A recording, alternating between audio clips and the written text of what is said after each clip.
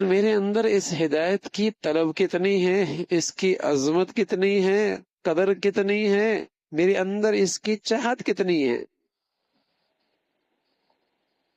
وہ تو دیکھا ہے نا۔ کتنے درد سے صحت مانگتا ہے، کتنے درد سے صحت مانگتا ہے، کتنی تڑپ سے اولاد مانگتا ہے، کتنی اندر کی چاہت سے عزت مانگتا ہے، ہاں؟ کس انداز سے مانگتا ہے۔ لیکن میرے عزیزو، یہ سارے نقشے تو بہت چھوٹے ہیں، ہدایت کی دولت تو بہت بڑھیا ہے۔ اس کے لیے اندر سے تڑپ کتنی ہے، چاہت کتنی ہے، رونا کتنا ہے، دیکھو پھر کیسے ملتے۔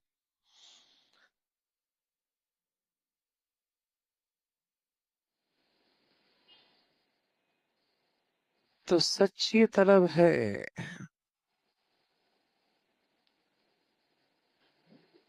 اللہ کبھی اس دعا کے سے خالی ہاتھ نہیں واپس کرتا۔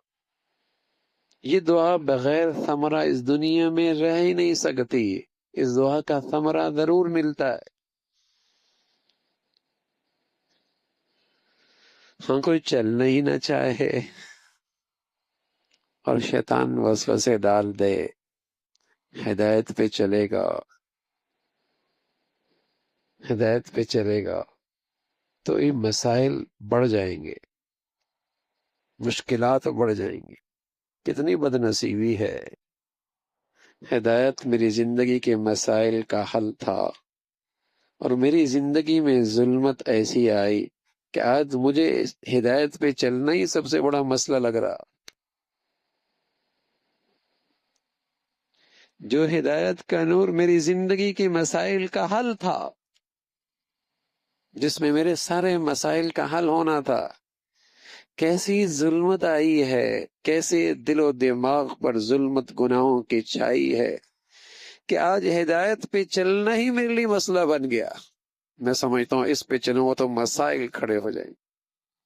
ارے مسائل حل ہونے کا نام ہدایت ہے۔ میری زندگی کے جتنے مسائل کھڑے ہیں وہ اسی سے دوری کا نتیجہ ہے۔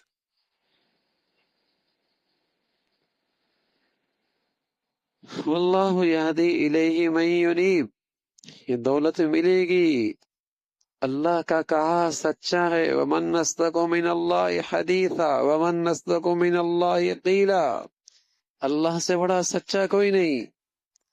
لیکن میں اپنا جائزہ لوں کہ میرے دل میں اس ہدایت کی طلب کتنی ہے۔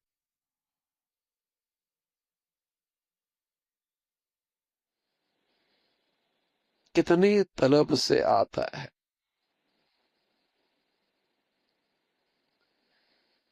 ایسی جہاں آدمی دین کے تذکروں میں جاتا ہے، ہر شخص اپنے اپنے طلب کے حصے کے بقدر وہاں سے لے کے اٹھتا ہے۔ جو جتنی بڑی طلب فکر لے کے آتا ہے، اللہ اسے اتنا ہی اس مجلس کا نور نصیب فرماتا ہے۔ اور بس اوقات تو یوں لگتا ہے کہ جو میری ضرورت تھی وہی سامنے والے سے اللہ نے کہلا دیا۔ جو میری ضرورت تھی سامنے والے سے اللہ نے وہی کہلا دیا۔ اور اللہ بھی بڑا کریم ہے، آنے والوں کی طلب کی برکت سے سامنے والے کی زبان پر وہی کہلوا دیتا ہے۔ اس طلب کرنے والے کی برکت ہے، خالی ہاتھ نہیں واپس کرتا۔ کس جذبے کے ساتھ آیا ہے، کس ارادے کے ساتھ آیا ہے، ہدایت کی کتنی طلب لے کے آیا ہے، اسی قدر اسے حصہ ملتا ہے۔